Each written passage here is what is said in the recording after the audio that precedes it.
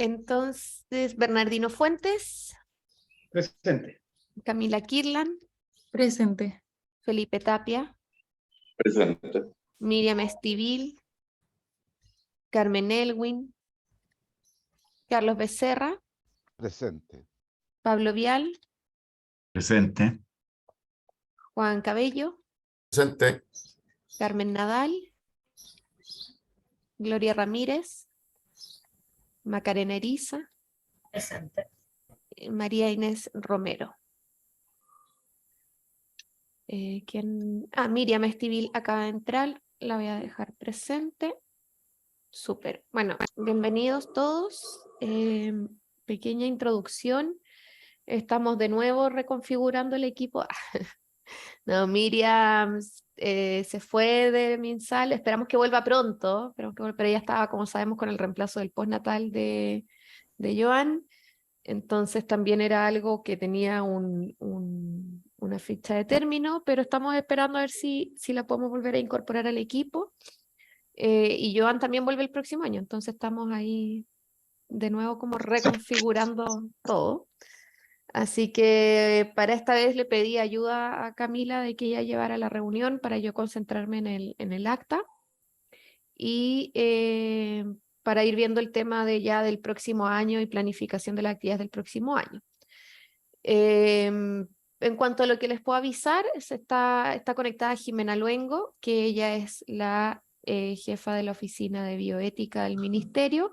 La invité a esta sesión justamente porque vamos a tratar el tema de bioética y Jimena también han estado avanzando en algunas cosas que Felipe especialmente han preguntado en otras oportunidades que tiene que ver con el reglamento para estudios y otras cosas. Entonces acá está Jimena para que de cierta forma también ustedes hablen con ella a las recomendaciones que hicieron en el tema de ética y también qué es lo que nos podría ir apoyando desde la oficina. Así que Camila, te dejo a ti. Perfecto. Gracias Tami. Gracias a nuestros invitados también. Primero se envió el acta de la sesión anterior. No sé si alguno de los comisionados tiene alguna observación, si no la damos por validada. ¿No? ¿No? ¿Bien? Ok, entonces damos por validada el acta de la sesión anterior. ¿Cierto? Habíamos conversado, la primera orden del día, ¿cierto? Habíamos conversado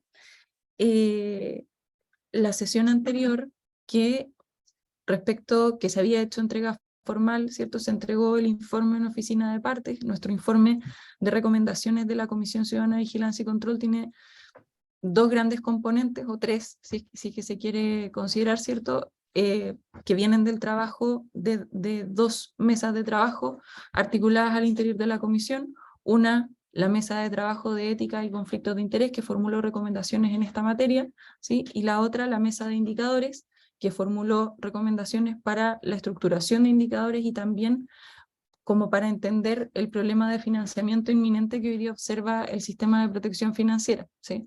La sesión anterior, lo que conversamos, lo que nos comentaba Tamara, ¿cierto? Es que una de las áreas de trabajo o líneas de recomendaciones de la comisión que se están trabajando en distintos sectores, ya sea a nivel ministerial o a nivel de grupos específicos como Médicos Sin Marca, ¿cierto? Y el grupo de la PEC, ¿cierto? En materia de manejo de conflictos éticos y de conflictos de interés, ¿sí? Entonces la idea de esta reunión era que pudiéramos ver cómo han estado trabajando el tema, cuáles son las líneas de trabajo, cómo se han articulado, ¿cierto? Para ver en el fondo áreas de confluencia entre las recomendaciones que propuso la mesa de trabajo de ética y conflictos de interés y lo que hoy día se está trabajando en Chile en esta materia, ¿cierto? Un poco para conducir el trabajo 2023 de la comisión, ¿sí? Así que, sin más preámbulo, no sé si se estableció en el orden, algún orden preliminar, pero creo que le podemos dar la bienvenida al doctor Salinas, que creo que se conectó antes. Hola doctor, ¿cómo está? Bienvenido. Sin micrófono. Muchas gracias por Estaba el doctor acompañarnos hoy. Salinas primero y después Gonzalo. Perfecto.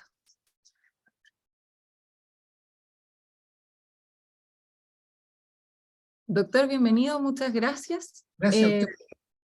Por aquí Juan Francisco nos comentó maravillas de lo que han estado haciendo, así que esperamos con ansias que nos pueda comentar cómo han trabajado el tema de ética y conflicto de interés al interior o sea, en el grupo de Médicos Sin Marca, en definitiva, ¿cierto? Cómo lo están trabajando, cuáles son los lineamientos que han definido un poco para el manejo. Así que le cedo la palabra. Tami, le podemos dar privilegios para Sí, compartir. está habilitado para compartir. Fantástico. Ok. Gracias, Tami. Voy a compartir la pantalla. Dispongo de 15 minutos, me dijeron, ¿no es cierto? Sí, Sí. más o menos. Bien.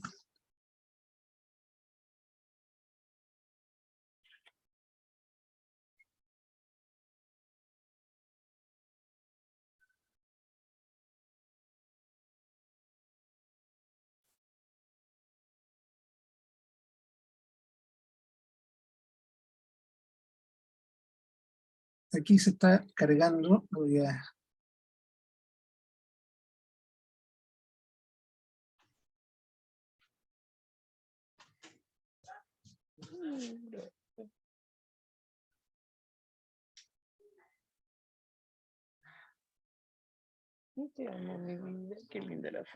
¿Ahí se ve bien?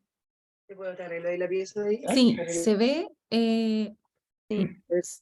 Ahora sí está en modo presentación. Perfecto. Se ve bien. Perfecto. Me indica, en caso que no vayan avanzando las diapositivas, me avisa, porque me ha pasado un par de veces que ya estoy finalizando la presentación y me dicen, no, pero todavía está en la primera diapositiva. Perfecto, no se preocupe. Aquí le indicamos por cualquier ocurrió cosa. alguna vez, entonces se supone que pronto debiera de pasar la próxima. Bueno, entonces, en 15 minutos deseo presentar de modo muy, muy sucinto, claro está, la materia que dice relación con los conflictos de intereses, fundamentalmente en el ejercicio de la medicina, y cómo esto también puede traducirse finalmente en el diseño de políticas públicas, como es, por ejemplo, la ley Ricarte-Soto. Lo que les voy a contar no es exclusivo de ninguna organización ni de ningún departamento académico, en realidad, porque esto es lo que ha venido desarrollándose en la literatura biomédica los últimos 20 años fundamentalmente. Y y todo esto ha sido materia que fundamentalmente hemos ido desarrollando y sintetizando en el Departamento de Ciencias Neurológicas de la Universidad de Chile y en el Hospital del Salvador, en este servicio donde tenemos una política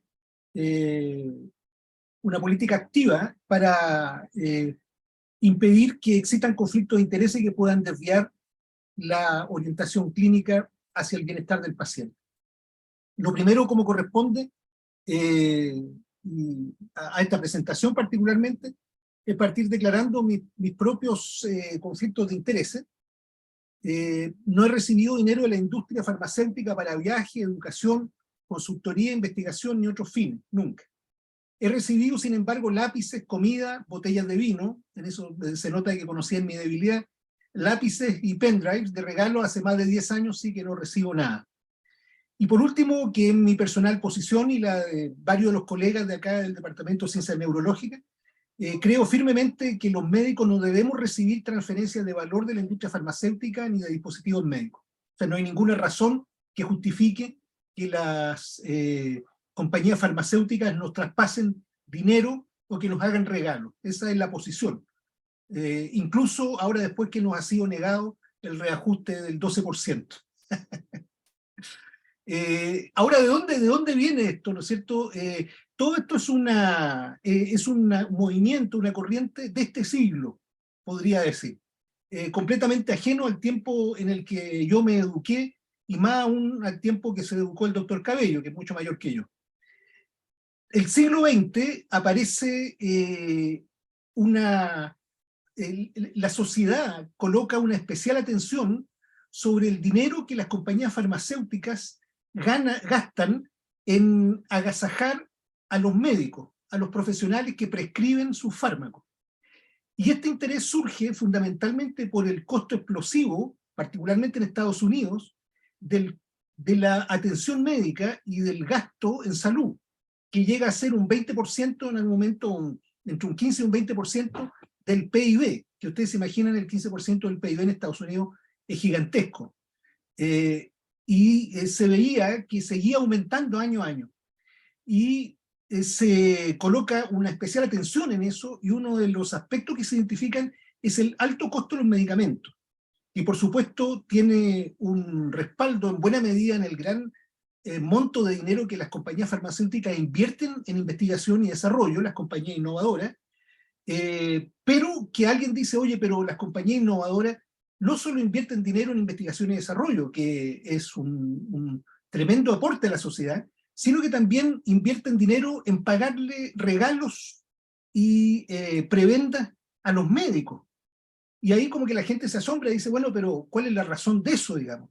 ¿Por qué? ¿Es altruismo a la industria farmacéutica o persiguen algo? Y si algo se persigue, ¿qué es lo que se persigue? Entonces lo primero que se intentó identificar fue si efectivamente se hacían transferencias de dinero desde la industria farmacéutica a los médicos.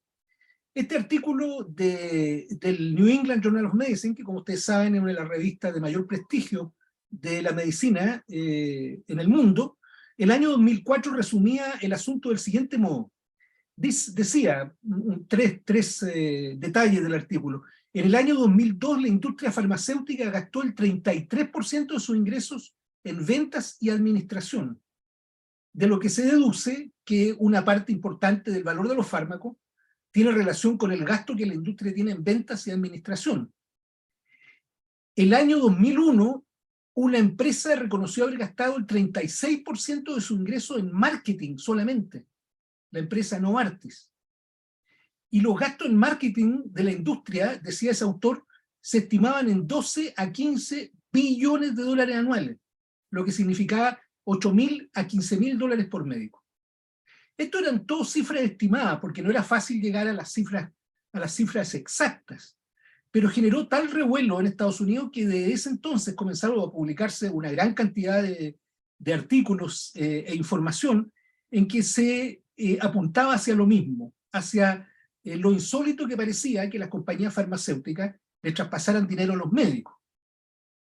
Y fue tanto esto que finalmente cuando el presidente Obama promulgó la ley de la reforma de salud el año 2014, incluyó en esa reforma una ley que se estaba promoviendo que se llama The Sunshine Act, en el que se buscaba transparentar los montos que las compañías farmacéuticas le pasaban a los dineros, le pasaban en dinero o especie a los médicos.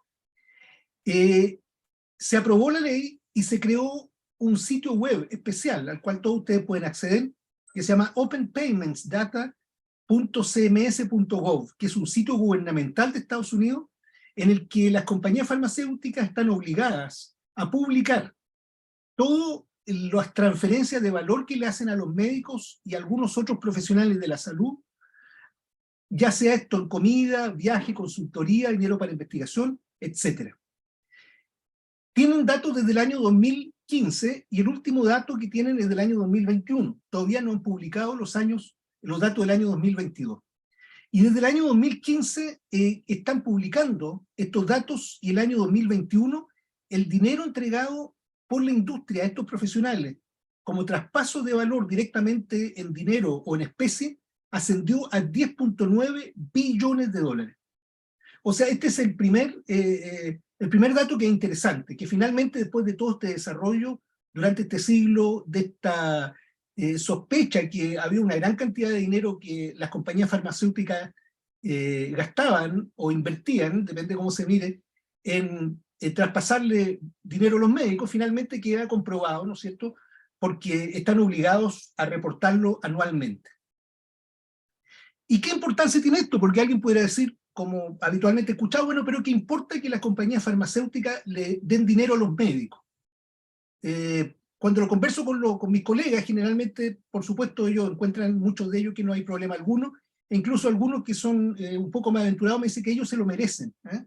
Y otros que son un poco más ingenuos dicen que la industria farmacéutica simplemente le hace regalo a los médicos de modo desinteresado. Eso último se me hace un poco más difícil de creerlo. ¿Y cuál es el problema entonces? El problema está que en la relación médico-paciente se establece en un sistema que en economía se ha descrito como una relación entre un agente y un principal, en la que el principal es el paciente, que en presencia de una información muy asimétrica, porque el paciente en realidad no está formado como para decidir cuáles son los fármacos en la mayoría de las ocasiones que tiene que tomar, tiene que recurrir a alguien que se lo recomiende, que es el que actúa como agente, que en este caso es el médico. Y esta relación entre un agente y un principal se da porque existe información asimétrica. Si la información fuera idéntica, el principal, o sea, el paciente, sabría perfectamente si lo que le están indicando es lo más adecuado para su condición. Pero como la información es asimétrica, el paciente descansa en un médico que actúa como agente para que le recomiende qué hacer. ¿Cuál es el supuesto que existe en una relación de agente principal? Que el paciente lo que busca es su propio interés, que es mejorarse o aliviarse de su sufrimiento, y el agente, que es el médico, no debe tener otro interés más que el bienestar del paciente. Entonces, cualquier otro interés que tenga quien actúa como agente puede terminar desvirtuando esta relación.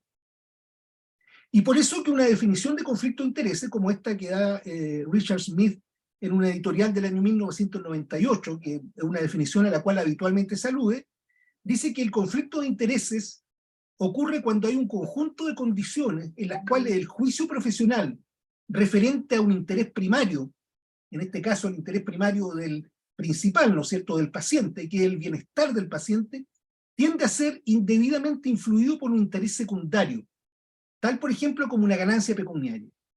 Entonces la pregunta es, ¿este dinero que la compañía farmacéutica le traspasa a los médicos puede desviar en algún momento el interés primario, aunque sea inconscientemente, del médico en qué es lo que le receta al paciente o cuándo se lo receta? Esa era materia de especulación, simplemente, pero existían datos que son reveladores. Hay mucha información de esto, estoy resumiendo y acotando para atenerme a los 15 minutos, y este artículo es muy interesante, que fue publicado el año 2001 en el American Journal of Medicine, donde entrevistaban a un número de residentes de medicina, a los que les preguntaron cuál era, si tenía algún efecto, si realmente estas prebendas y regalos que recibían de la industria podía afectar su decisión clínica. El 61% de los entrevistados estimó que la relación con la industria y sus promociones no afectaba su decisión clínica. Sin embargo, y esta es la parte más interesante, solo el 16% creía que sus colegas no veían afectada su decisión por esta relación. O sea, había una gran confianza en sí mismo, pero una pobre confianza en los colegas, curiosamente entre médicos. De todas maneras, es llamativo que el 40%, que es una cifra importante, ¿no es cierto?, estimaba que sí podía verse afectada. Pero todas estas son percepciones.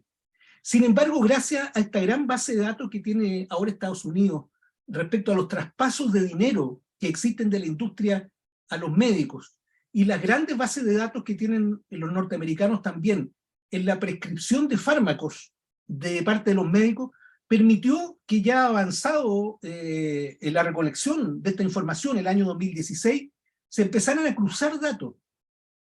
Y el año 2016 fue publicado en el Journal of Internal Medicine del JAMA, el Journal of the American Medical Association, revista también de bastante tradición, este artículo en el que miren ustedes las cifras que son interesantes.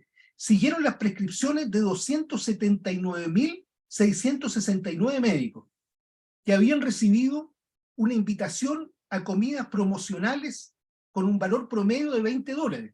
O sea, con $20 en Estados Unidos debe ser como para ir a comerse un completo con una Coca-Cola, digamos. Y demostró que existía una clara tendencia a recetar el fármaco de la compañía que los invitó, ahí donde habían alternativas. Por ejemplo, rosuvastatina en lugar de otra estatina, nebivolol comparado con otros beta bloqueadores, etc. O sea, por primera vez aparecía un dato empírico, ¿no es cierto?, con una gran base de datos, que mostraba que efectivamente en esta relación médico-paciente o agente principal podía haberse desviado eventualmente el interés primario por un interés pecuniario. En este caso, evidentemente, un interés que inconscientemente a producto del marketing está actuando sobre ello. Ningún médico, ¿no es cierto?, va a recetar un fármaco por sobre otro para un paciente simplemente porque lo invitaron a una comida de $20.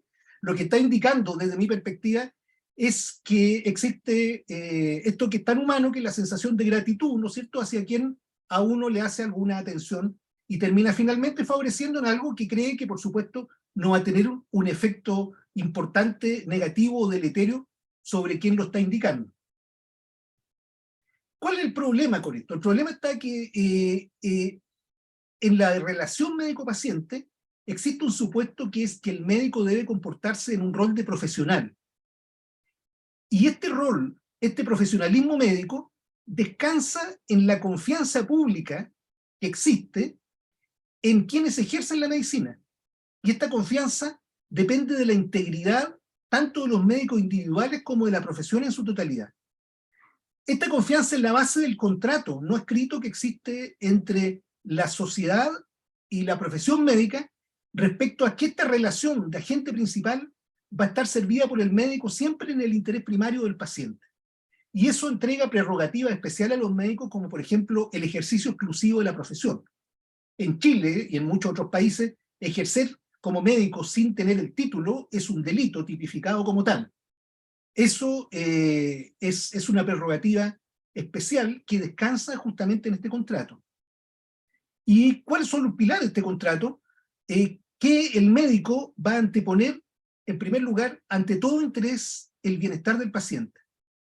Ese es el contrato que viene desde el tiempo de Hipócrates, a los cuales en el curso de los siglos se han agregado otros principios, como son el respeto por la autonomía del paciente y por la justicia social. Por lo tanto, se sostiene hoy en este trabajo que hizo el American Board of Internal Medicine, tratando de definir el profesionalismo médico para el siglo XXI, que una de las responsabilidades de quienes ejercen la profesión es la de resguardar la confianza que tiene la sociedad en ella, mediante un adecuado manejo de los conflictos de intereses que pueden surgir de la interacción con industria con fines de lucro. Entonces, ¿cómo se maneja finalmente esto? Existen 4 líneas que se han sugerido para manejar los conflictos de interés. Vamos a pasar muy someramente esto para aprovechar los pocos minutos que quedan. En primer lugar está la educación. O sea, en todas las etapas de la educación médica debe haber un énfasis en el profesionalismo y en la primacía del bienestar del paciente como aquello que motiva la decisión clínica.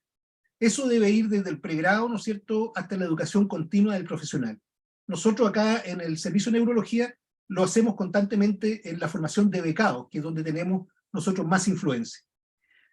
Una segunda aproximación es exigir la declaración de interés, o sea que cada persona que participa en la atención deba declarar cuáles son sus intereses, ¿no es cierto?, secundarios, entendiendo que existe, por supuesto, el interés primario, no podría ser de otro modo que el bienestar del paciente, pero si existe algún otro interés secundario, o sea, si ha recibido desde un lápiz, ¿no es cierto?, hasta un contrato millonario de alguna industria farmacéutica o de dispositivos médicos de las cuales él está participando como prescriptor.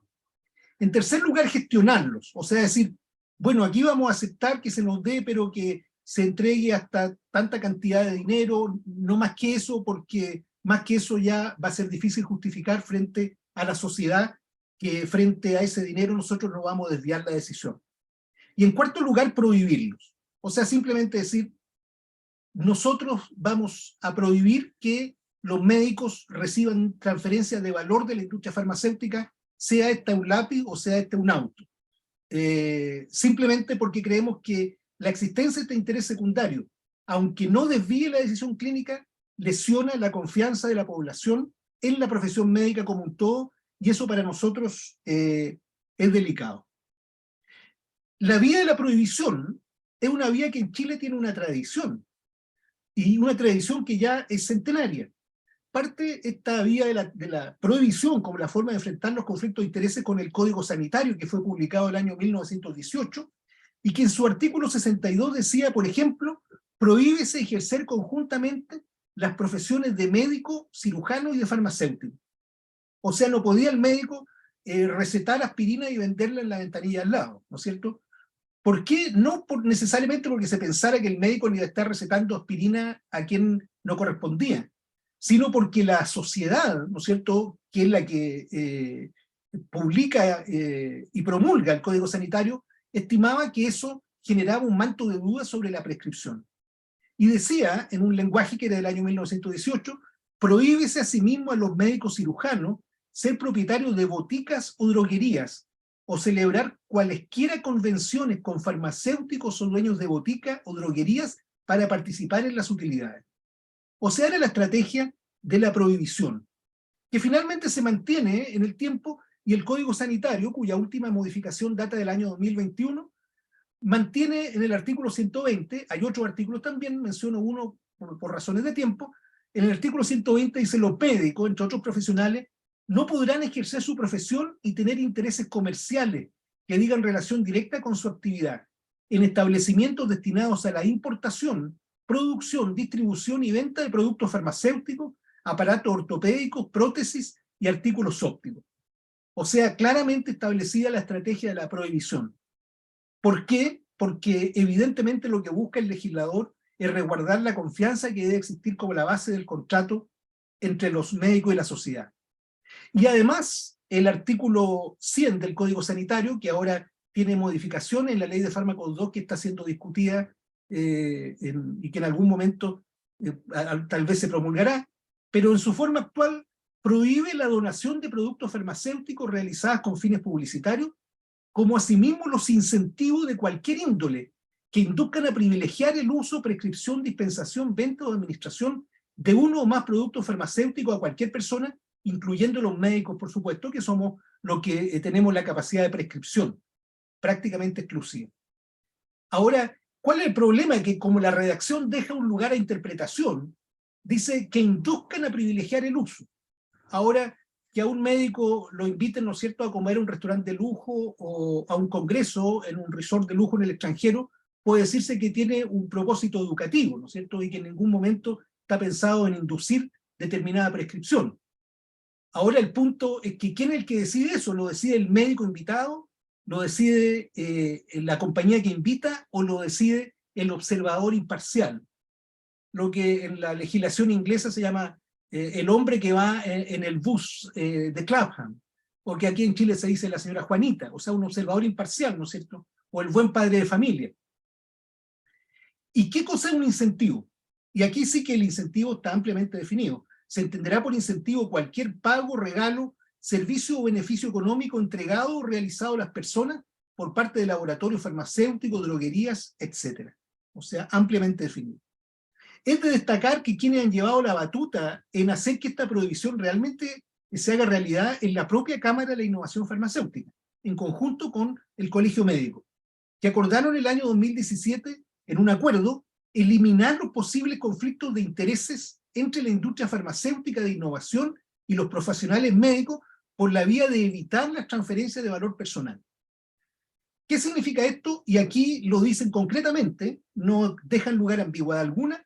La Cámara de la Innovación Farmacéutica prohíbe a sus miembros invitaciones personalizadas a congresos, invitaciones a comer, cualquier tipo de regalo, desde un lápiz hacia arriba, café y almuerzo en reuniones médicas. Claramente lo prohíbe.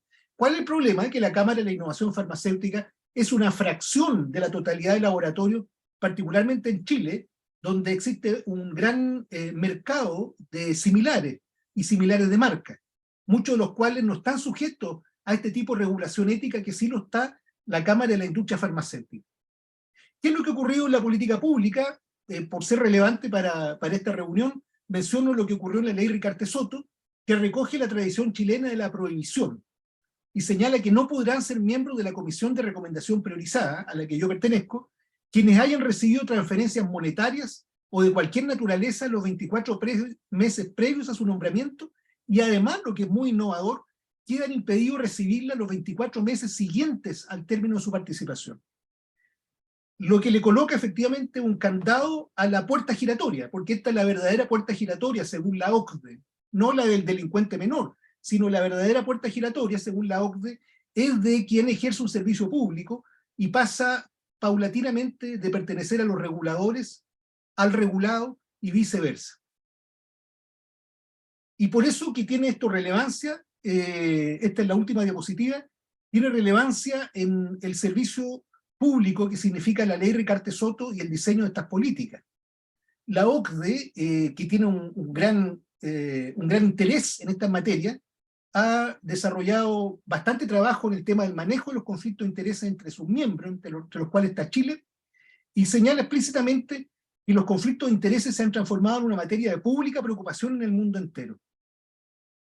¿Por qué? Porque cuando las situaciones de conflicto de intereses, dice la OCDE, no son adecuadamente identificadas y manejadas, pueden colocar en peligro la integridad de las organizaciones y resultar en corrupción, tanto en el sector público como en el privado.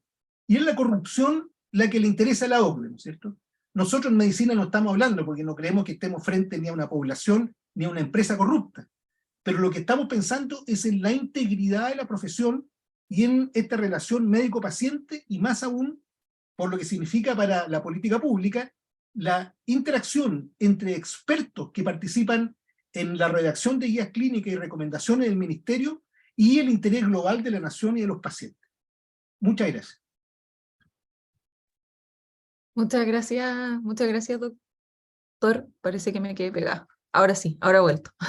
Se me quedó pegado por un momento, pero muchas gracias, doctor. Les quiero pedir a los comisionados, ¿cierto?, que para que podamos aprovechar el tiempo, reservemos las preguntas para el final, así que les pido que por favor tomen nota para que podamos pasar a la presentación de Gonzalo y luego vamos a conversar con la doctora Luengo, ¿cierto?, todo lo que, cómo podemos seguir trabajando en definitiva, ¿sí?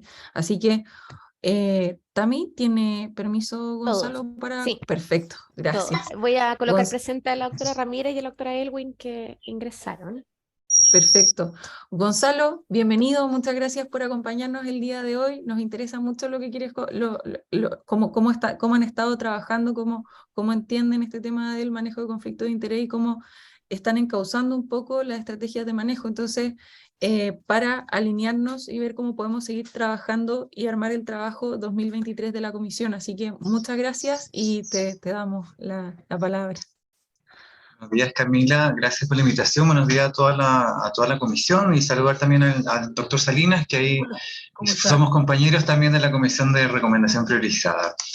Gracias por la invitación a hablar de este tema que ya lo presentó bien, dejó muy bien presentado el doctor Salinas. Y ahora me toca dar la visión de qué es lo que hemos hecho desde las organizaciones de pacientes. Quiero saber si es que se está viendo bien y se escucha bien. Sí, se ve y se escucha ya, perfecto. Perfecto. Y yo aquí hoy día, bueno, yo pertenezco a una organización de pacientes y familiares que es de lupus, de pacientes de lupus, el Lupus Chile, pero también desde ese espacio me toca participar junto a Miriam y Bernardino, por ejemplo, de la Alianza Chilena de Agrupaciones de Pacientes, que es un paraguas de organizaciones de pacientes en Chile, uno de los paraguas que existen hoy día en Chile de organizaciones de pacientes. Nosotros somos una alianza, somos la Alianza Chilena de Agrupaciones de Pacientes, una red o un paraguas de organizaciones de pacientes de curso, con problemas de salud de curso crónico, que tenemos dentro de nuestros miembros a enfermedades metabólicas, neurológicas, algunos tipos de cánceres, enfermedades prevalentes y no prevalentes, enfermedades reumatológicas, de todo tipo, pero siempre entendiendo de curso crónico. En Chile existen otras paraguas también, otras organizaciones paraguas. Por ejemplo, está ACHAGO, que es la Alianza Chilena de Agrupaciones Oncológicas, que se dedica especialmente a temas de cáncer. Está FEMPOF, que es la Federación Nacional de Enfermedades Poco Frecuentes, que tiene que ver con problemas de salud de baja prevalencia. Y está también FECHER, que es la Federación Chilena de Enfermedades Raras, que también tiene que ver con problemas de salud con problemas de salud poco prevalentes. Nosotros como Alianza Chilena, como les digo, ya somos más de 15 organizaciones de pacientes que buscamos permanentemente estar incidiendo en políticas públicas. Ya les contaba que tenemos miembros en la comisión, en esta comisión de Ciudadana de Vigilancia y Control, me toca participar en la comisión de recomendación priorizada, tenemos otros miembros que participan del consejo consultivo de algunos organismos de salud, y estamos permanentemente viendo temas específicos como la ley Ricarte-Soto, la ley de fármacos 2 y otros más. A mí me pidieron hoy día hablar sobre lo que se ha hecho desde el marco de consenso ético de Chile, que es un espacio que se creó a través de APEC, de la oportunidad en que APEC estuvo acá en Santiago. Este marco de consenso es una iniciativa que busca la cooperación ética multisectorial entre los sectores farmacéuticos y dispositivos médicos, con representantes de organizaciones y agrupaciones de la sociedad civil, de pacientes, académicos, científicos y gremiales, y de organismos públicos que Se formó en septiembre del 2019 con principios y normas que busquen el bienestar del paciente, y que fue impulsado por la iniciativa de APEC. Cuando estuvimos aquí, se hizo una actividad en APEC en el año 2018-2019, donde se firmó un compromiso de avanzar en crear un marco de consenso ético y avanzar en medidas de transparencia en este relacionamiento entre la sociedad civil y las industrias farmacéuticas y de dispositivos médicos. En el año 2020, en enero, se conformó una mesa público-privada contando con la participación de 18 partes adherentes a este instrumento, a este compromiso en el avance de medidas éticas y transparentes. Y hoy día este trabajo se lleva a cabo a través de la División de Conducta Empresarial Responsable, de la Subsecretaría de Relaciones Económicas, de la SUBREI, que depende del Ministerio de Relaciones Exteriores. Nosotros nos vinculamos, esta mesa funciona a través del Ministerio de Relaciones Exteriores en la Subsecretaría de Relaciones Económicas Internacionales, y de ahí se va dando cuenta también, nosotros vamos haciendo un trabajo en comisiones o en subcomisiones dentro de esta mesa de trabajo que se rinde a la subsecretaría, y la subsecretaría también rinde a su vez hacia los organismos de APEC más hacia arriba. El trabajo que se ha hecho, bueno, nos tocó todo el trabajo en pandemia, al igual que esta comisión. Empezamos a funcionar, alcanzamos a hacer 1 o 2 actividades presenciales y después fue todo pandemia, entonces nos tuvimos que ir acomodando ese trabajo, y lo importante y rescatar es que se hicieron 2 subgrupos de trabajo. El que tiene relación con este contenido de hoy día es el subgrupo de relación de financiamiento entre pacientes y empresas farmacéuticas, que generó durante todo el año 2020, durante todo este periodo más duro de la pandemia. Nos juntamos todas las semanas, un día en específico, a establecer y ver las formas de cómo se estaba generando protocolos, cómo se generaban códigos de conducta entre las industrias y las organizaciones de pacientes, si es que se hacían definiciones o no en el extranjero. Estuvimos viendo modelos de Australia, modelos europeos, etcétera, y terminamos finalmente presentando a esta mesa del consenso ético una propuesta de estándares éticos recomendados para regular la relación entre asociaciones de pacientes y la industria de salud. En este subgrupo, en esta subcomisión, trabajamos organizaciones de pacientes, la industria, organizaciones de pacientes y la industria principalmente, y después nosotros rendimos cuenta a la mesa del consenso ético. Acá en el consenso ético también hacer hincapié que fuimos convocadas las 4 alianzas, las 4 organizaciones paraguas de pacientes, ATAGO, FEMPOF, FETEL y la Alianza, pero finalmente mantuvimos el trabajo la Alianza Chilena de Agrupaciones de Pacientes, la FEMPOF y la FETEL. Entonces, en este trabajo en este subgrupo por lo menos, estuvimos siempre presentes Alianza, FEMPOF y FETEL.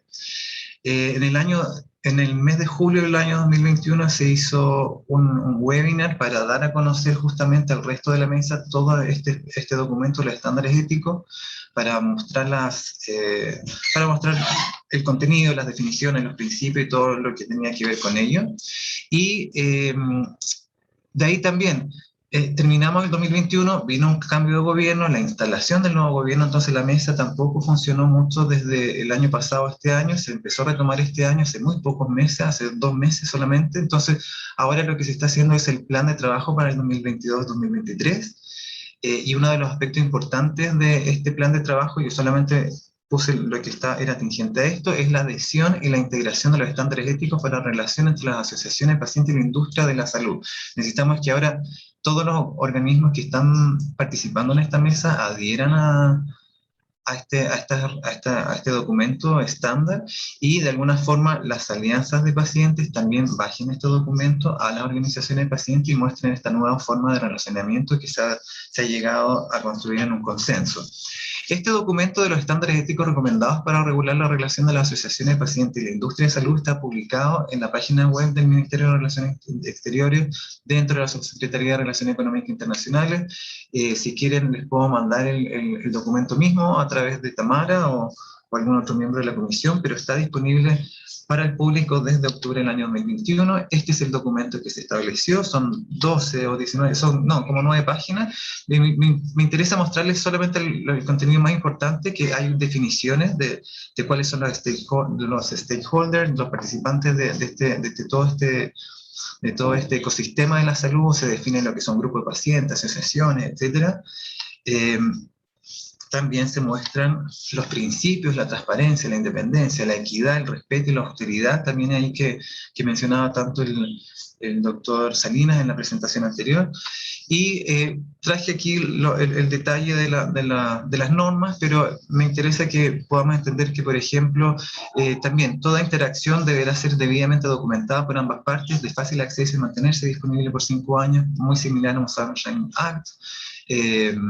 Solamente la entrega de financiamiento solo se va a poder realizar entre organismos legalmente constituidos, es decir, asociaciones de pacientes formalizadas, con directorios jurídicos, con personalidad jurídica al día, etc. No se puede pedir exclusividad en estas relaciones, que si un laboratorio va a trabajar, va a financiar, va a ayudar a promover alguna actividad de alguna organización, ese laboratorio, esa industria no puede pedirle exclusividad. No puede haber, se sugiere que no hayan pagos entre por medio, pero claro, se sugiere que no hayan prestaciones pagadas. No podrán la industria de salud entregar, donar o distribuir medicamentos con fines de publicidad. Tampoco existe este deber implícito o explícito de recomendar productos de una determinada industria si es que la organización de pacientes está recibiendo financiamiento.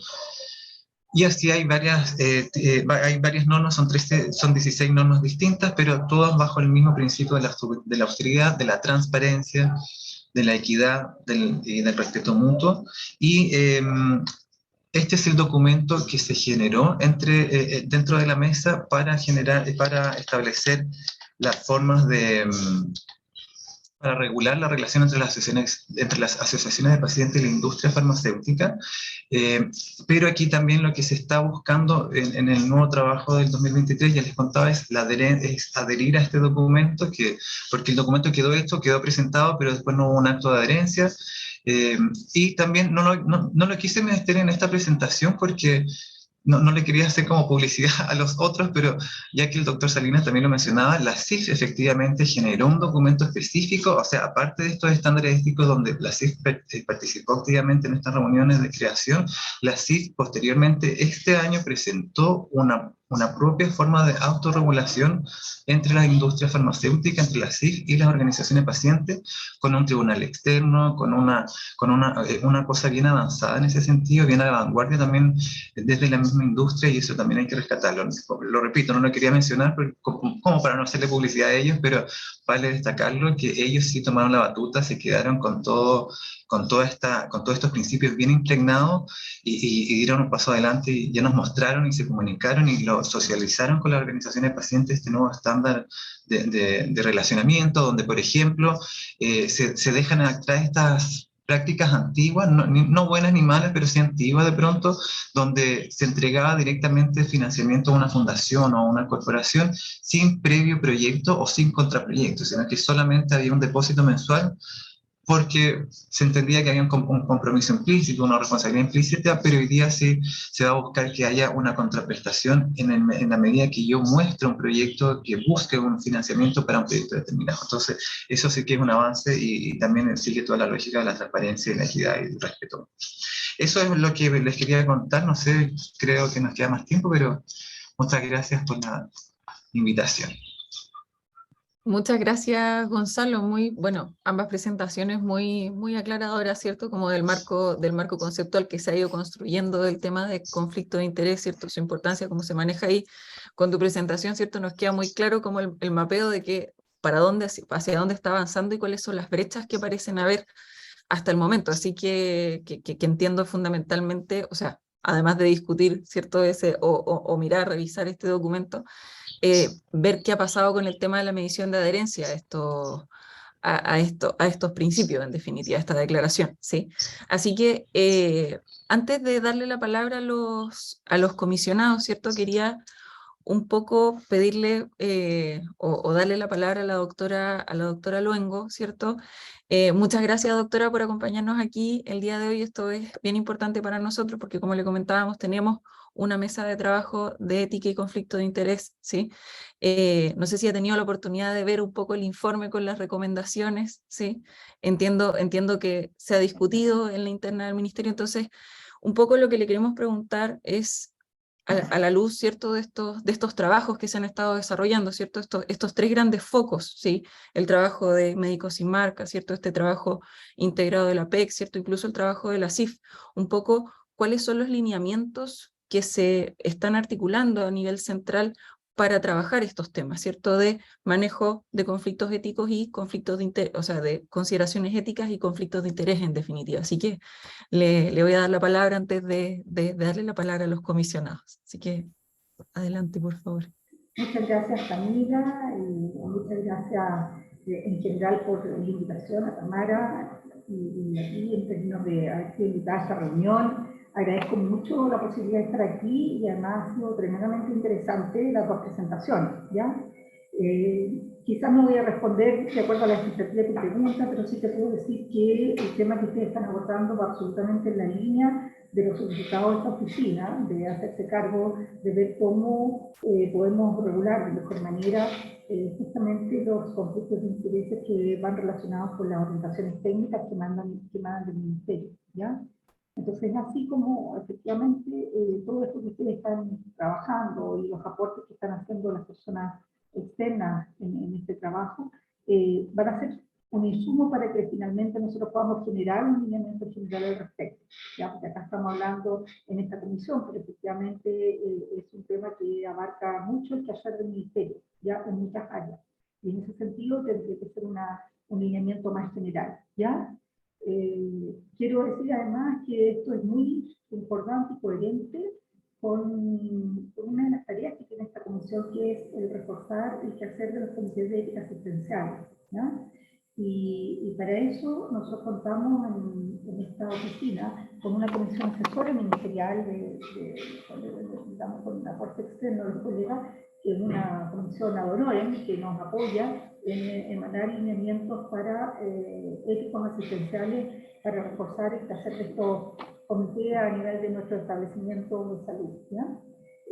Bueno, el doctor Salina pertenece a esta comisión y de acuerdo a consultas que nos han llegado del Comité de Ética Asistenciales, justamente vamos a hacer la próxima semana, los dejo todos invitados, un seminario que va a analizar los desafíos éticos y aspectos jurídicos de estos casos que solicitan apoyo con drogas de alto costo, ¿ya? Y uno de los temas principales a evaluar, obviamente, a conversar en este seminario son los conflictos de interés.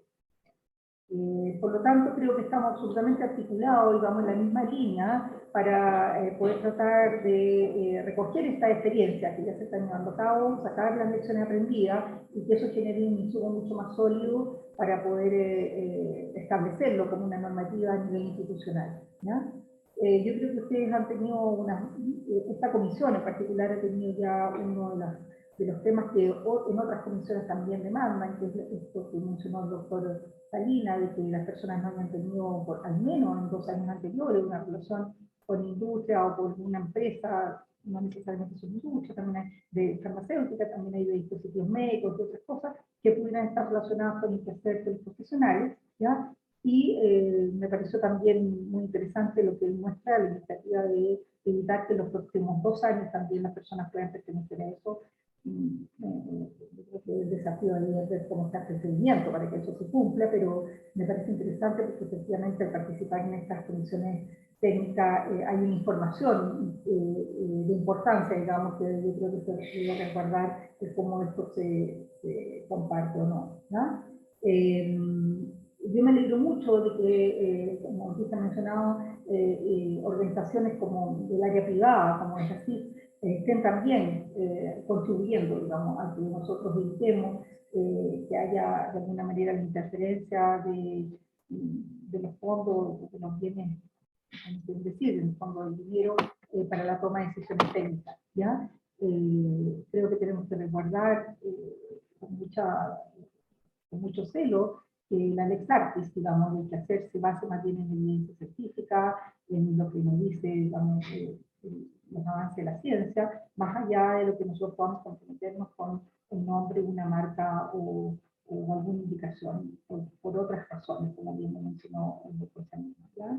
Así que yo en realidad, más que nada, es decir, que me pongo a disposición de ustedes para seguir contribuyendo, también para convocar a la comisión asesora que aporta esta oficina para que podamos discutir elementos técnicos desde el punto de vista de la bioética que pudieran contribuir a desarrollar mejor estos lineamientos que se están planteando, ¿ya? Las consultas específicas que ustedes tengan también las podemos llevar para resolverlas con el aporte de los especialistas y que podamos seguir trabajando en conjunto, porque yo creo que en la medida en que estas experiencias se compartan y podamos tener insumos elaborados, bien deliberados, digamos, podríamos probablemente llegar a un buen resultado para que podamos aplicarlo de manera general, ¿no? Creo que eso sería por ahora en el corte, pero estamos absolutamente alineados en el tema, ¿eh? Perfecto. Muchas gracias, doctora. La verdad es que, claro, o sea, el trabajo de la comisión para el periodo 2023 consiste justamente en que podamos generar cierto monitoreo, ¿cierto? De todas estas recomendaciones, ¿sí? Entonces ahí va a ser muy importante cómo consolidamos finalmente este conjunto de lineamientos para el manejo de conflictos de interés y cómo llegamos a hacer un monitoreo de ello, de su cumplimiento finalmente en el sistema de protección financiera. Así que, por supuesto, yo creo que en el contexto de esta reunión no vamos, lo que habíamos conversado internamente en la comisión es darle continuidad a la mesa de trabajo de ética y conflicto de interés para que tengamos un espacio protegido para trabajar específicamente en esta línea, ¿sí?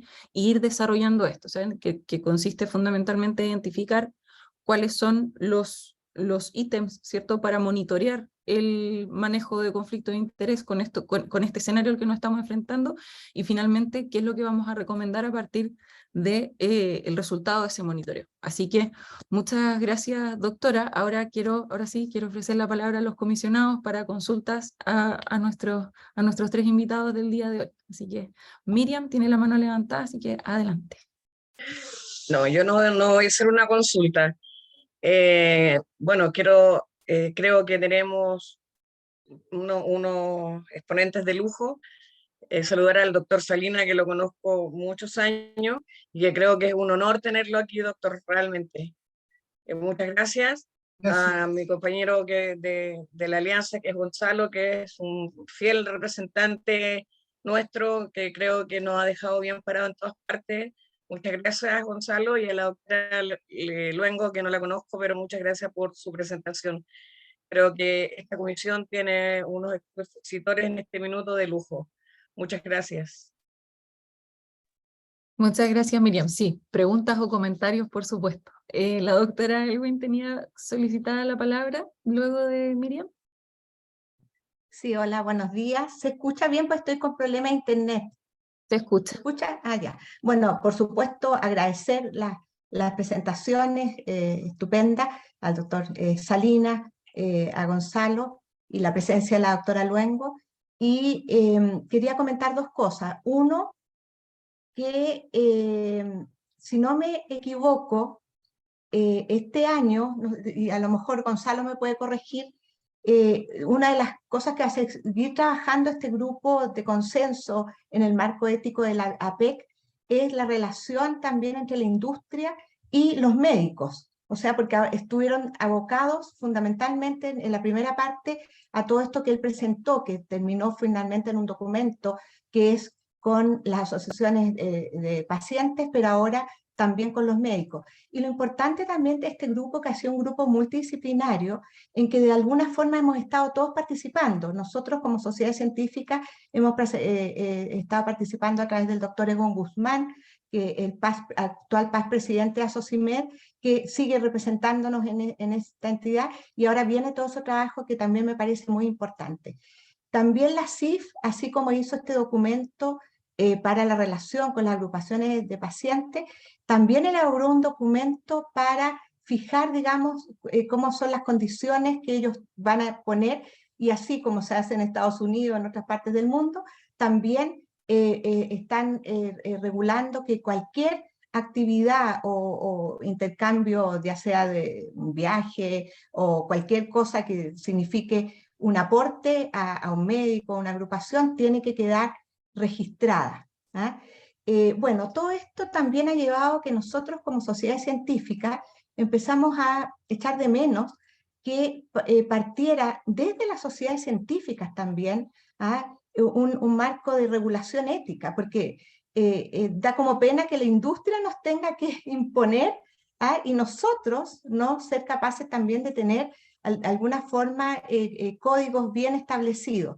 Y es por eso que la Asocimed, Sociedad Científica que representa a la mayoría de las sociedades científicas del país, está en este momento iniciando un equipo de trabajo entre los cuales está el doctor Salinas, que tiene entre otros como misión hacer un código de ética para la sociedad científica. ¿Y por qué esto es importante? Porque también en las actividades propias de la sociedad científica hay mucha relación con la industria. Entonces también en parte es importante que hablemos todo un idioma común, así que es algo en que estamos todos absolutamente alineados. Eso es lo que quería comentar. Muchas gracias, doctora.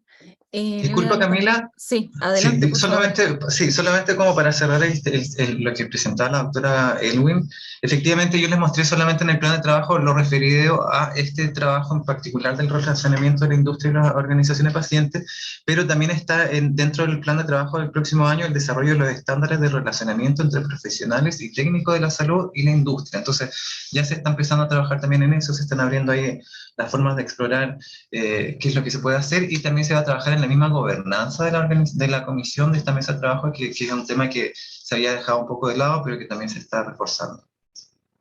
Así es. Gracias. Muchas gracias, Gonzalo, por la aclaración. Juan Francisco. Sí, bueno, primero también agradecer a los invitados, la verdad que muy buenas ambas presentaciones, y que esté la doctora Luengo también creo que le da un especial realce a esta reunión. Y lo hemos discutido, o sea, y el hecho de que tengamos una mesa de trabajo de indicadores y otra de conflictos de interés, releva la importancia que este tema tiene en una comisión de vigilancia ciudadana, que siempre lo recalcamos, dónde estamos, en qué contexto es el que estamos discutiendo esto. Lo segundo es un comentario y una pregunta para el doctor Salinas, en términos de que, tal como lo decía la doctora Elwin, llama la atención, y el doctor Salinas lo mencionaba, de que quienes han tomado la guaripola del desarrollo de estos acuerdos, sean foros económicos como la PEC o sea la CIF. Y ahí entonces yo creo que la pregunta viene en términos de que, si bien todos, por supuesto, podemos preocuparnos de este tema y podemos redactar documentos, la pregunta es a quién le corresponde hacer esto. ¿Son los gobiernos los únicos y exclusivos responsables de generar políticas de control de estos conflictos de interés? ¿Debemos ser los médicos, que somos los que estamos expuestos a esta tentación de aceptar estas invitaciones? ¿Son los pacientes? ¿Tienen los pacientes conflictos de interés o tienen solo intereses? Un poco la definición de eso, y finalmente quién es el responsable de hacer esto ante esto que destaca la doctora Elwin, que llama mucho la atención, que sea la CIF o sea la PEC quienes tomen la delantera y no seamos nosotros los médicos o sea el mismo gobierno el que aparezca al menos en lo más visible, generando estos documentos, ya sean políticas, declaraciones, códigos, etcétera, etcétera. Y lo último, que creo que era algo que habíamos discutido en la otra reunión, que me gustaría también que el doctor Salinas comentara, ¿qué está haciendo Médicos Sin Marca? Si bien él tiene claramente muchas filiaciones, hoy día se presentó más como Universidad de Chile y Neurología en la Universidad de Chile, pero como Médicos Sin Marca, ¿qué es lo que se está haciendo? Creo que es bueno que comente el desarrollo de políticas de conflictos de interés, qué significa eso, qué diferencia tiene eso con los códigos de conducta que hoy día existen, etcétera, etcétera. Así que las dos preguntas para el doctor Salinas respecto a la aclaración de conflictos de intereses para pacientes o industria. ¿Tienen o no tienen conflictos de intereses? Y les corresponde a ellos, a nosotros, al gobierno, ¿a qué actor le corresponde generar estas regulaciones? Y qué es lo que está haciendo Médicos Sin Marca para progresar en este tema en nuestro país.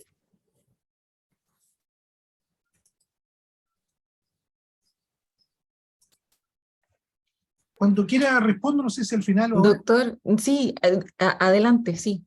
Muchas gracias. Bueno, muchas gracias a todos por las generosas palabras. Deduzco que porque soy amigo de hace muchos años de la mayoría de los presentes. Pero quería aprovechar esto para señalar, claro, las preguntas que me hace el doctor Cabello. La doctora Elwin lo graficó muy bien, o sea, en realidad quienes realmente son sujetos de eventuales conflictos de intereses somos los médicos y nuestras organizaciones, porque la compañía farmacéutica no tiene conflictos de intereses. La compañía farmacéutica legítimamente tiene un interés, que es obtener un rédito económico del ejercicio legal de la investigación y el desarrollo que ellos realizan, que es un inmenso aporte para la sociedad, digamos, eso no cabe ninguna duda, pero la responsabilidad de ellos es con sus accionistas, y cualquier empresa que no responda a eso, evidentemente tiene que responder ante la Superintendencia de Valores o su equivalente en el país que sea. Ellos tienen que comprometerse a hacerlo, por supuesto, éticamente. ¿Qué significa hacerlo éticamente? Hacerlo con acuerdo estricto a la legislación y regulación de cada país. ¿Qué es lo que ha ocurrido? Que además la industria farmacéutica, por la naturaleza de su trabajo, descansa mucho en el prestigio que ellos tienen. Para una industria farmacéutica, tener una denuncia de fraude, estafa o corrupción es fatal. Por eso ellos han hecho un desarrollo muy acabado de el manejo de los conflictos de intereses con los médicos, algo que debemos haber hecho nosotros en realidad, lo hicieron ellos. ¿Por qué? Porque cuando hay un escándalo con los médicos y la industria farmacéutica, ellos también se ven afectados. Por lo tanto, ese es un gran avance que ha hecho la Cámara de Innovación Farmacéutica, que desgraciadamente no ha sido seguido por los otros laboratorios, muchos de ellos de similares o similares de marca. También hay que reconocer que la SOCIMED lleva al interior de las organizaciones médicas en Chile la delantera en estar preparando un reglamento o una normativa de manejo de conflictos de intereses, porque una vez que se apruebe la ley de fármacos 2, ¿no es cierto?, en algún momento de la historia antes del juicio final, la parucía, me imagino, todas las organizaciones, las sociedades de médicos, las sociedades científicas, las universidades van a tener que tener un reglamento de conflictos de interés. Por lo tanto, ahí la Asociación de Sociedades Científicas lleva la delantera. Por lo mismo, tengo que reconocer con vergüenza que el Colegio Médico, en cuyo departamento de ética yo participo, no se ha colocado a la altura del estándar de la propia declaración que firmó con la Cámara de la Industria Farmacéutica. Nosotros propusimos como departamento de ética años atrás que se renovara el código de ética para tener un estándar de exigencia similar al que se firmó con la Cámara de la Industria Farmacéutica, y fue votado en contra por el Consejo Nacional. Entonces nosotros los médicos, que somos los que realmente podemos tener un conflicto de intereses, estamos al debe. Y por último, la Asociación de Pacientes, con todo este estupendo trabajo que han hecho, que acá nos relató Gonzalo, en realidad están actuando también en un resguardo ético frente a su gente, porque la verdad es que las asociaciones de pacientes y los pacientes tampoco tienen conflicto de intereses.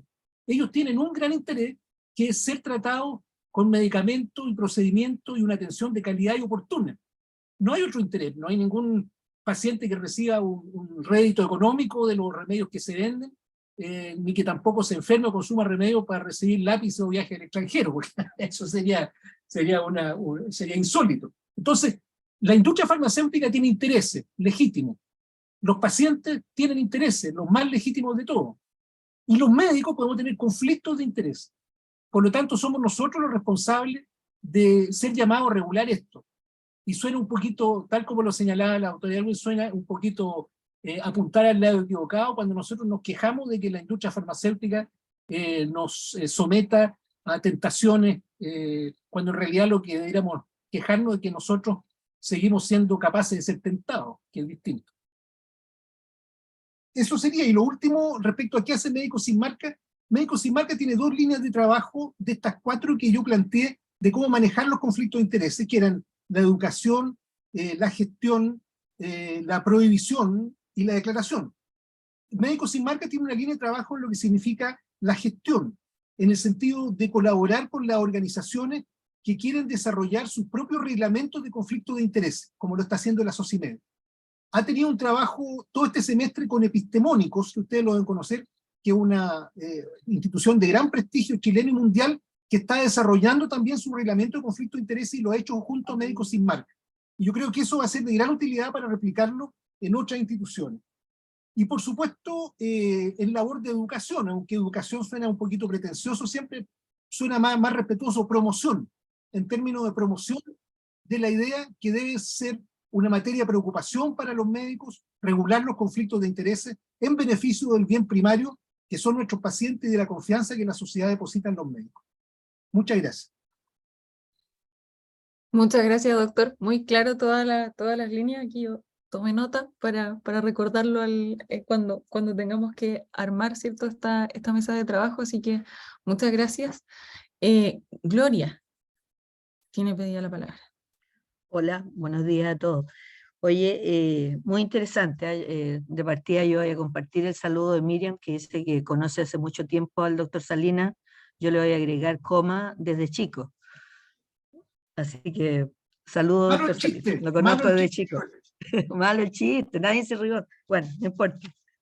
Oye, yo quisiera poner el punto, no sé si nos puede ilustrar especialmente Rodrigo, pero también Gonzalo, respecto a cómo viene la situación en este aspecto en el TPP-11, si sabemos algo al respecto, y no sé si vamos a estar al día con respecto a la ley de fármacos 2 cuando salga. Me preocupa un poco eso. Y lo otro que quería hacer una observación es que se supone que Chile también ha firmado el marco regulatorio de los derechos humanos y empresas. Yo les copié una cosa muy resumida en el chat, pero a lo que apunta el tema de los derechos humanos y la responsabilidad de las empresas tiene que ver con el ejercicio de la debida diligencia, así se define, digamos, en materia de derechos humanos, para evitar impactos negativos sobre los derechos, así como remediar los impactos negativos que pudiese ocasionar una acción empresarial. Al día de hoy, a pesar de que si ustedes entran al Ministerio de Justicia se van a encontrar con un banner que es específico para derechos humanos y empresas, la verdad es que Chile ha avanzado muy poco al respecto. Y yo creo que en esta área, a propósito que el doctor Salinas está muy bien en su relación con los médicos sin marca, me parece que ahí hay un tema que podría ser muy bien desarrollado en esa área, digamos. Y lo que te quería preguntar, Rodrigo, es respecto al uso compasivo de los fármacos, y que es una cuestión compleja en la administración pública, a nivel hospitalario, porque a veces es la puerta de entrada lenta y silenciosa para una solucionática de la cual no hay otra mejor, digamos. Pero que por otra parte sabemos que se trata muchas veces de medicamentos nuevos, sin ninguna otra oferta, digamos, y por otro lado que cumplen un rol frente a pacientes muy específicos, sobre todo cuando estamos en el área de nuestro accionar, digamos, de enfermedades que están bajo el paraguas de la ley Ricardo Soto. Quería preguntarte si tienes algún comentario al respecto. Bueno, muchas gracias. Voy a dejar lo del TPP-11 y lo de Relaciones Exteriores a Gonzalo, que debe estar más al día que yo. No mucho, bueno. No sabemos mucho. Lo que yo he podido leer del TPP-11 es que en realidad más bien afecta el tema de los registros y las protecciones de propiedad intelectual, que se han ido suavizando con los años, y la verdad está que las últimas indicaciones que yo he visto dejan una situación bastante parecida a la actual, pero es una información muy del ego y desde fuera. Respecto al uso compasivo, yo diría que es el ejemplo principal de cómo se debe resguardar y por qué se debe resguardar la confianza de la sociedad en los médicos. Porque si yo tengo, por ejemplo, disculpe que es un ejemplo neurológico, un paciente con una miastenia grave, de difícil tratamiento, en quien no han andado bien los fármacos de primera o segunda línea, y un neurólogo me sugiere que en esa paciente él cree, a partir de su recto juicio clínico, que andaría bien con eculizumab, que es uno de los remedios más caros del mundo, para el cual no se ha demostrado fehacientemente que en realidad en ensayos clínicos sirva, lo cual es difícil por la escasez del número de estos pacientes. Yo lo que quiero saber es que ese colega, cuando indica eso, de un remedio de esa magnitud de dinero, lo hace porque su único interés primario es el bienestar del paciente. La única forma que yo tengo de cerciorarme de eso, a menos que conozca su carácter moral en profundidad, es saber que no tiene interés económico alguno asociado al laboratorio que produce el eculizumab, y que nos enteró de las bondades del eculizumab en un congreso de neurología que lo invitaron a Mónaco. Entonces, es el ejemplo principal donde yo necesito tener la confianza de la sociedad en ese médico que es capaz de destinar $500,000 al año, que es lo que cuesta el eculizumab, a un paciente en una indicación off-label, que no está registrada como tal, pero que lo hace en su recto juicio clínico pensando en el bienestar de ese paciente. Para resguardar esa confianza es que la única solución desde mi perspectiva es que el médico no haya tenido relación económica alguna de transferencia de valor con el laboratorio que lo produce. No basta para mí que él declare lo que ha tenido como relación con ese laboratorio, porque esa declaración a mí no me dice nada, porque no conozco el recto carácter moral de ese individuo. Yo lo que quiero tener es la certeza de que no existe un conflicto de intereses aparente, o sea, algo que mirado desde fuera por el observador imparcial ponga en duda el interés primario percibido. Gracias, Rodrigo. Clarísimo. Muchas gracias. Muchas gracias, doctor. Muchas gracias, Gloria, por las preguntas. Qué interesante. Doctor Becerra. ¿Está sin micrófono, doctor? Ahí Ahora sí, sí. ahí sí. Bueno, saludar a nuestros invitados de hoy día y saludar con especial afecto a Rodrigo y a Jimena Luengo, y también agradecer la presentación de Gonzalo.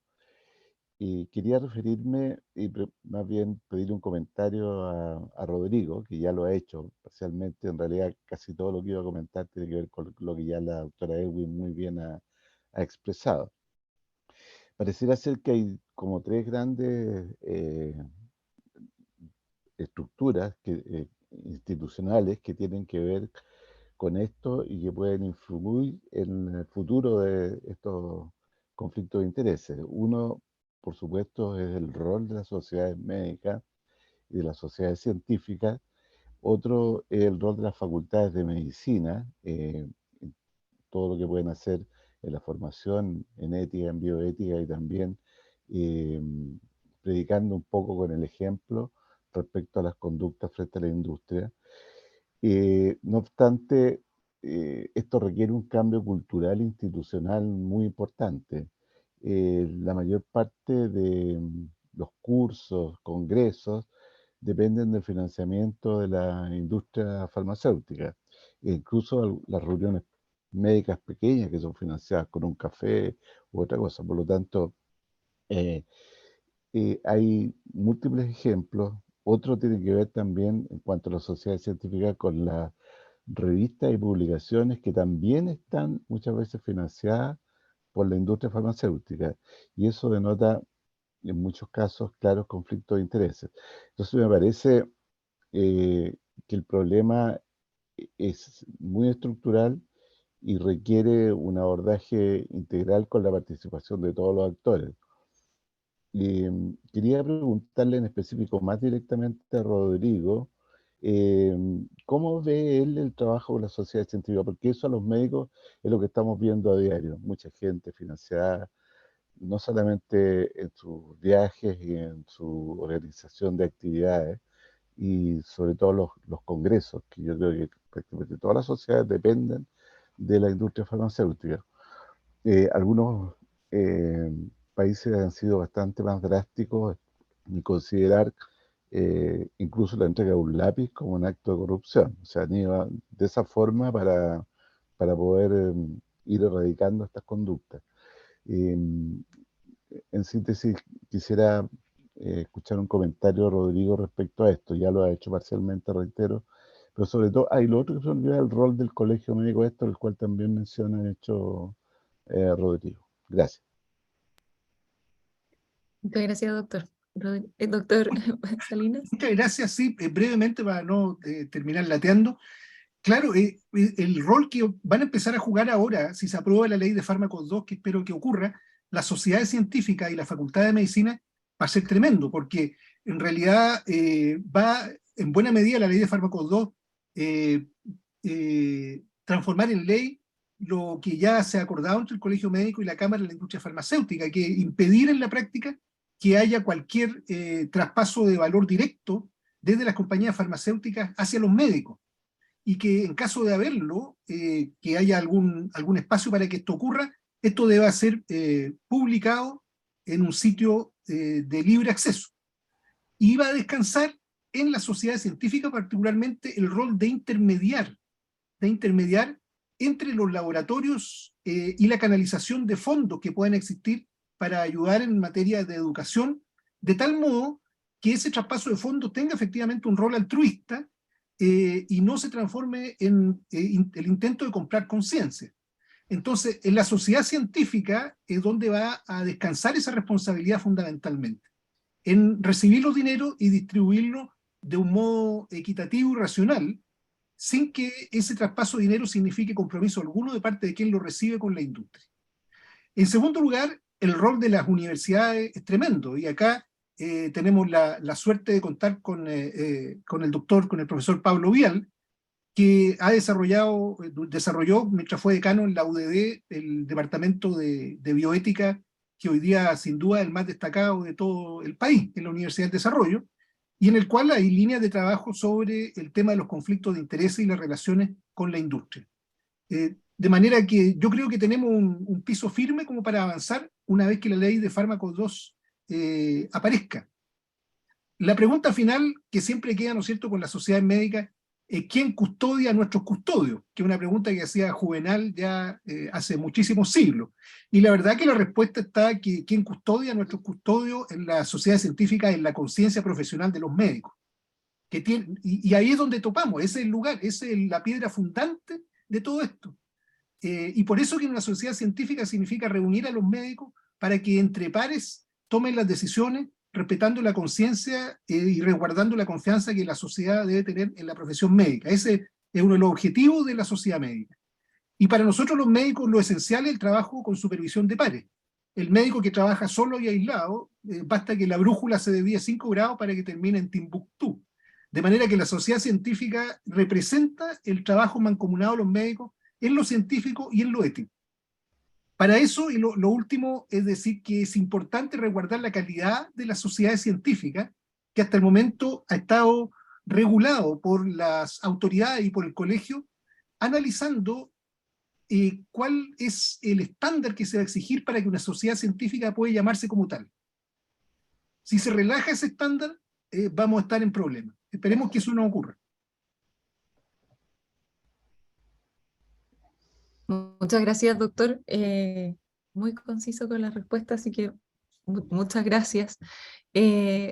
Doctor Vial, ya que ha sido mencionado, además le toca la palabra, así que adelante.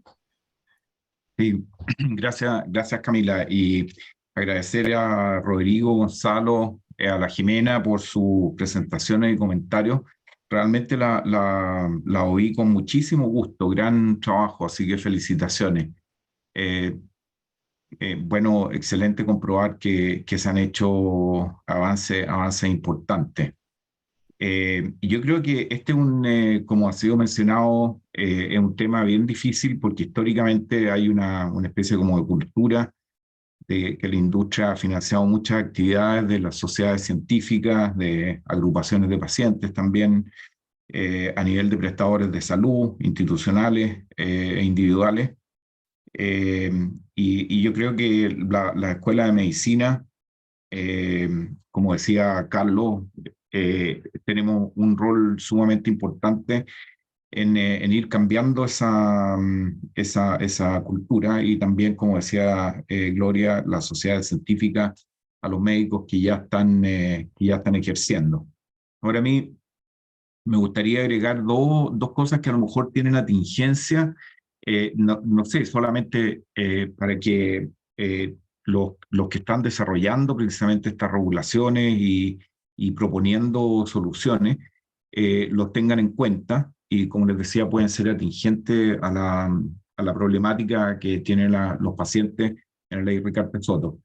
El primero es que yo encuentro que la industria farmacéutica ha tenido una responsabilidad relativamente importante en un aspecto geográfico, podríamos decir, con quiebres de stock de medicamentos.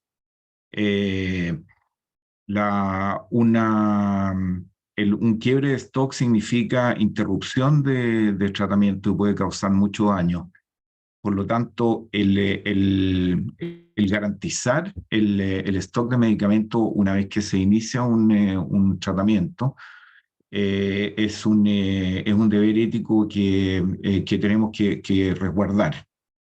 Y lo segundo es la promoción con información sesgada. Creo que a mí me toca ver con bastante frecuencia que se promueven medicamentos y vacunas y dispositivos con información que no está bien fundamentada o definitivamente sin fundamento, y se induce a la prescripción. El peor de los casos es que medicamentos o vacunas que induzcan alarma pública y se produzca una prescripción por miedo. Entonces, esos dos puntos me gustaría también que se agregaran: la mantención de stock de medicamentos una vez iniciado el tratamiento y la promoción con información bien fundamentada y que no produzca alarma pública o una prescripción por miedo. Totalmente de acuerdo.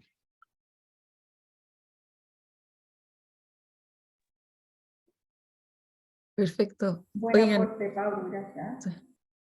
sí, sí, tremendo. Muchas gracias a todos por los comentarios. Yo voy a tratar de resumir ahora, porque ya estamos un poquito pasados de tiempo, pero primero agradecer a todos, a nuestros invitados, ¿cierto? A los miembros de la mesa.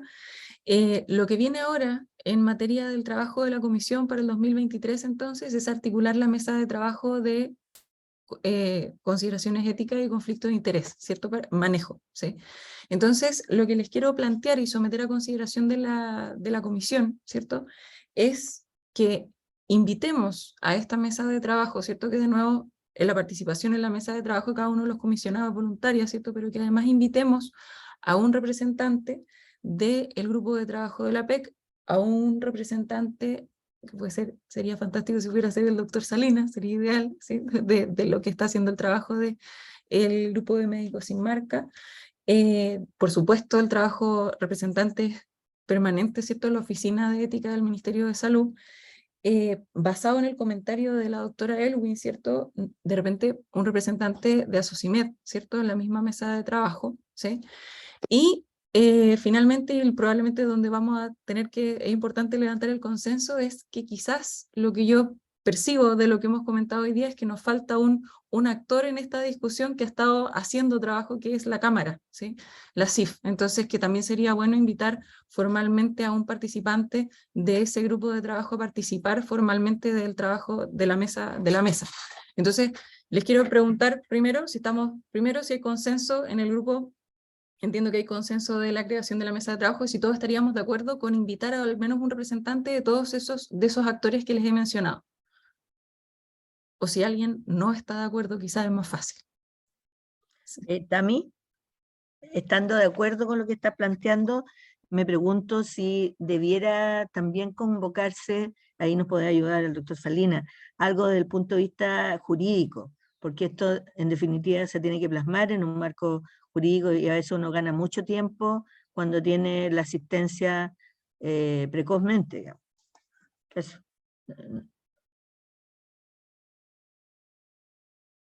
¿Tami? ¿Yo? Ah, Claro es que la que doctora Luengo levantó la mano, entonces no sé si quería... que era la consulta a ti para cerrar la entendí, pregunta de Camis. Gloria y luego Sí. seguimos con la doctora Luengo. Sí, yo creo que, no sé, Jimena, ustedes con Oficina Bioética están trabajando con algún abogado en especial de Jurídica Minsal, ¿con Sebastián o con otro? Con Sebastián. Ah, entonces sí, pues invitamos a Sebastián a la mesa. Y yo sé que Sebastián estaba trabajando con el doctor Salinas, con... Sebastián ve todos los temas del ministerio, no mentira. Ya conoce todo ella. Conoce a todo.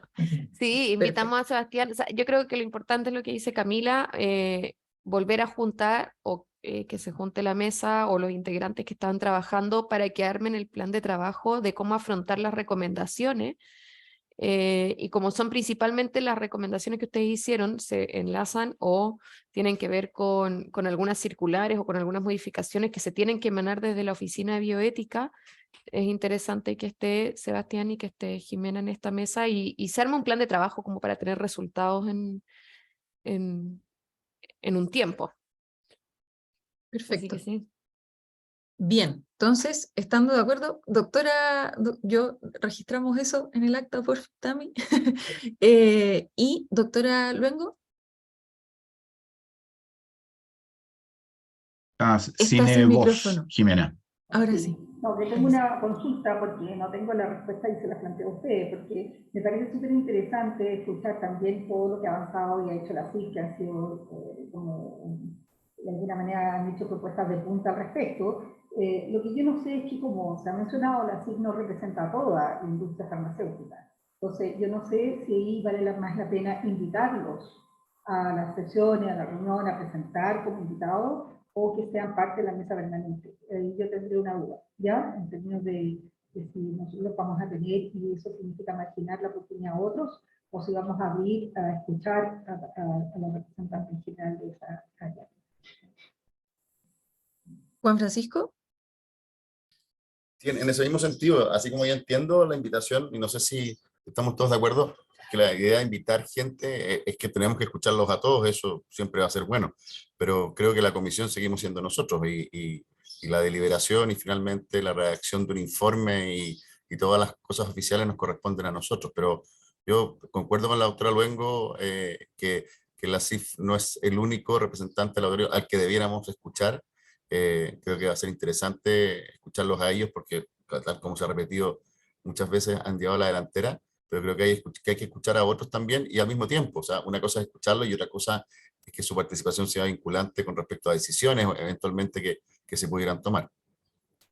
Absolutamente de acuerdo. Entonces, la comisión está de acuerdo que esa sea la forma, en definitiva. Invitamos a actores a participar, a exponer, a presentar, ¿cierto? Pero la comisión sigue estando conformada por sus miembros y la participación no es vinculante con las recomendaciones que finalmente hace cada una de las mesas de trabajo de la comisión.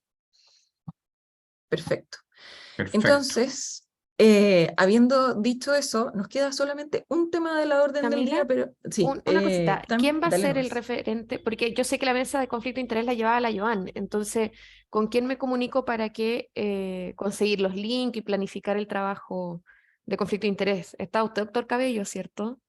La Joan trabaja, ya, yo le escribo entonces para que retomemos la mesa. Yo creo que ya enero, estas 2 semanas de diciembre, estamos todas. Perfecto. Entonces, habiendo dicho eso, sí, para no seguir ocupando tiempo de nuestros invitados, porque nos queda discutir la orden nos queda solamente zanjar la orden del día de la sesión de enero, ¿sí?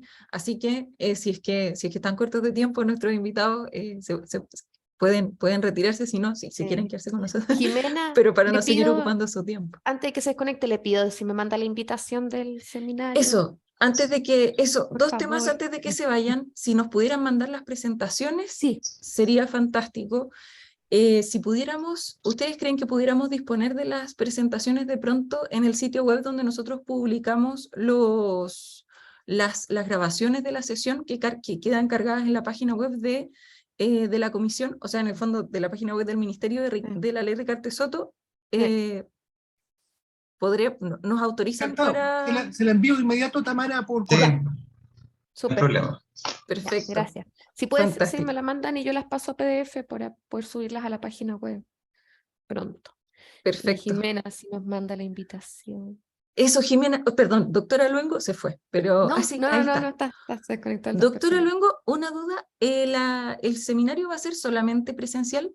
No, también va a ser por Zoom, pero no lo estamos difundiendo por Zoom para que podamos tener, ¿cómo se llama? Realmente un auditorio presencial todavía, ¿ya? Pero sí va a haber probablemente un link, sobre todo para la gente de región, que no pueden venir a Santiago. Pero estamos esperando que ya salga el formato como en el formato institucional, y lo vamos a difundir intra-institución y también a los inversores. Y ahí yo les agradecería también que ustedes pudieran difundirlo con las personas que están participando acá, les agradecería mucho. Fantástico, muchas gracias. ¿Bernardino? Sí, solamente para ratificar el acuerdo quedó de que se va a invitar a CIF y a todos los actores a participar o a exponer a la mesa, y la mesa sigue siendo la que nosotros tenemos como mesa de conflicto de interés. Entonces se ratifica el acuerdo anterior, que se había tratado de incorporar a estas personas a la mesa. Queda como a invitación. Sí, yo les haría la observación nomás, Camila, de que, como dicen, evalúen como resguardando también el espacio, como enfocando también el trabajo, orientándolo a lo que ustedes tienen que responder y a lo que tienen que hacer, porque también existen estos otros espacios donde la CIF y otros organismos como Médicos Sin Marca, la Sociedad Científica, las agrupaciones de pacientes también están trabajando hacia lo mismo. Entonces, como resguardar o tratar de ir cumpliendo primero lo que ustedes necesitan como Comisión Ciudadana de Vigilancia y Control, y resguardando también el espacio y los productos que tienen que obtener del trabajo. Porque si no nos podemos transformar en una sesión mensual de presentaciones de entes externos a la ley o de entes externos a la implementación de la ley, y no se va a cumplir el objetivo de la Comisión Ciudadana de Vigilancia y Control. Como esa observación nomás, como resguardando el espacio. Absolutamente de acuerdo, sí, sí, absolutamente de acuerdo. De hecho, yo creo que, sería bueno, ¿cierto?, que luego de la primera sesión de la comisión, ¿cierto?, se tenga un plan de trabajo, ¿cierto?, en donde veamos los tiempos, ¿cierto?, y que podamos discutir en estas sesiones plenarias de la comisión, ¿cierto?, ver los planes de trabajo de ambas mesas para ver que lleguemos a puerto a fin de año. ¿Ya? Bien, entonces, habiendo dicho eso, nos queda planificar la agenda para la jornada de nuestra reunión de enero, ¿sí? En ese sentido, antes de la reunión de enero hay que fijar la fecha. Hay dos fechas que hay que fijar, ¿cierto? La primera es la de entrega, la de reunión con Hacienda, ¿cierto?, para entregar nuevamente el informe, ¿sí?, formalmente, ¿sí?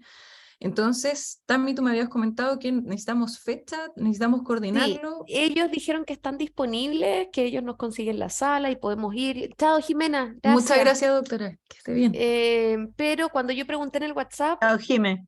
como 2 pueden el viernes, 2 pueden el miércoles, entonces necesito que me digan un día, y yo le digo a la DIPRES tal día, y ellos nos organizan y todo. No es necesario que vayan todos los comisionados, es la misma presentación que le hicieron a la ministra de Salud, es hacérsela a nuestros referentes técnicos en DIPRES, que es de la oficina de estudios. Ellos son con los que manejan el tema del fondo, de la sustentabilidad, entonces ustedes les van a poder hacer las preguntas que estimen pertinentes y hablar, a lo mejor enfocarse solo en esa parte de la recomendación, no sé, como sugerencia, pero necesito que ustedes me digan una fecha, porque ellos lo tienen que planificar también, y considerando que ya febrero en verdad las vacaciones se cruzan, también ustedes tienen que tener sus tiempos, y para que no esté tan alejado de la entrega del informe de la ministra. Yo les había propuesto estos miércoles que quedan de diciembre, pero no podían, entonces creo que la mayoría podía el viernes, entonces en ese sentido sería el viernes 6 de enero o el viernes 13 de enero, pero necesito que ustedes me confirmen para poder responderle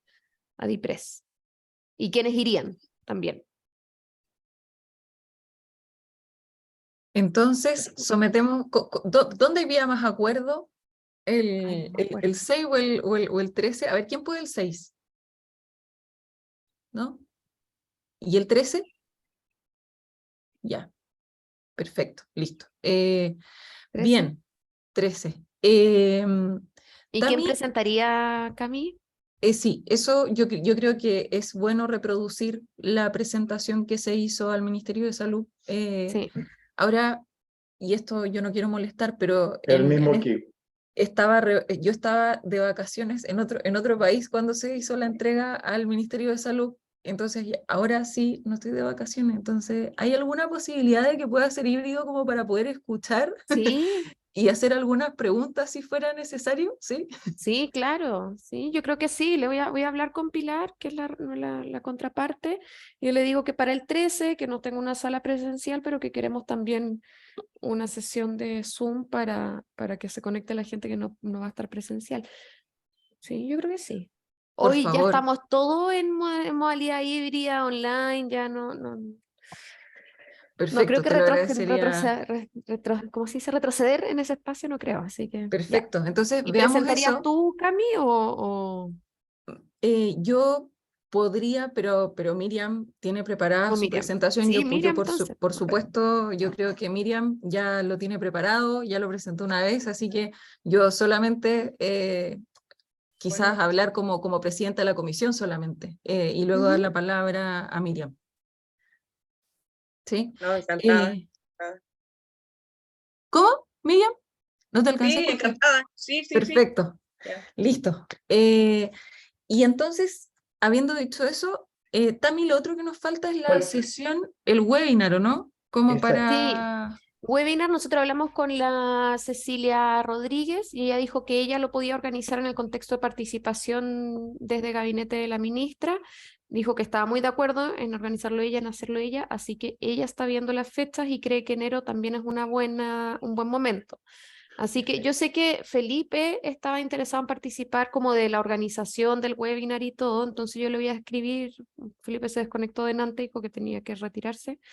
Le voy a escribir un correo o en el WhatsApp ya para que se conecten entre ellos dos y empiecen a programar y a planificar el trabajo. Pero Perfecto. sí, sería también en enero a través de Cecilia, que ella es la que está viendo todo lo que es participación, agrupaciones de pacientes y todo este tema. Bien, maravilloso. Gracias, Tami. ¿Gloria? Oye, una observación pequeñita. Lo que pasa es que en la presentación que se hizo en el Ministerio de Salud, en la última slide había una completitud que hizo el doctor Cabello, era junto con los agradecimientos y el rol de la comisión, y eso lo corregimos y está enviado a Glorita en el ministerio, que es para que se actualice, digamos. Eso, nada más. Ya, doctora Ramírez, si lo mandó usted, no nos llegó el correo, porque yo no sé qué pasa con su correo que nos llega siempre con errores. Nos llega en este formato que nos tira puras letras y números extraños. Entonces, si puede, me la reenvían al Gmail, por Ya, favor, y ahí perfecto, perfecto. ahí yo la tengo, Ya, la última perfecto, te versión. lo reenvío Ya, a tu gracias. Gmail. Ok. Perfecto, gracias Gloria. Y en el último punto de la orden del día es coordinar la presentación del mes de enero, ¿sí? En esta presentación lo que queríamos abordar, habíamos comentado, es el tema del financiamiento, ¿cierto? Que la idea es, dado que le vamos a haber hecho entrega formal a Hacienda del informe, ¿sí? Poder invitar a alguien, a un representante de Hacienda para consultar respecto del tema crítico del financiamiento, ¿cierto? Y luego, ¿sí? Evaluar el estado y observar el estado de empezar a revisar, perdón, el estado de los indicadores, ¿sí? De los indicadores que se han estado proponiendo, lo que planteamos primera presentación quizás era la consideración de FONASA respecto de los indicadores que estamos planteando, ¿sí? Entonces, lo que queríamos en mucha gente, lo que se me había ocurrido era consultarle a Macarena, ¿cierto? Si pudiera revisar, ¿cierto? El informe en el componente de indicadores que se están proponiendo, ¿sí? Particularmente en las dimensiones de, dame un segundo que las anoté aquí, de financiamiento, prestación de servicios, ¿sí? Y proceso, ¿sí? Que son esos tres dominios donde FONASA monitorea el comportamiento de los prestadores finalmente y el financiamiento. Entonces, por eso es que nos interesa particularmente su opinión y su opinión, factibilidad, ¿cierto? Contrapropuesta, ¿sí? Respecto de estos indicadores para poder discutirlo con ustedes, ¿sí? Y entonces ese es el punto uno, era la consideración de financiamiento, punto 2 era preguntarle a Macarena, así que Macarena, te doy la palabra para que nos comentes si es factible. Sí, hola a todos, primera intervención que hago. De todas maneras, yo la reunión que no pude asistir venía con mi jefatura de ese departamento que está interesada también y le pareció súper interesante el informe. De hecho, el punto también de conflicto de interés nos va a servir mucho en este periodo, sobre todo que ya, no sé, para comentarles, la Contraloría ya nos hizo una pregunta respecto a eso, los posibles conflictos de interés de los médicos de la comisión, de los comités que postulan casos, y también lo aprueban.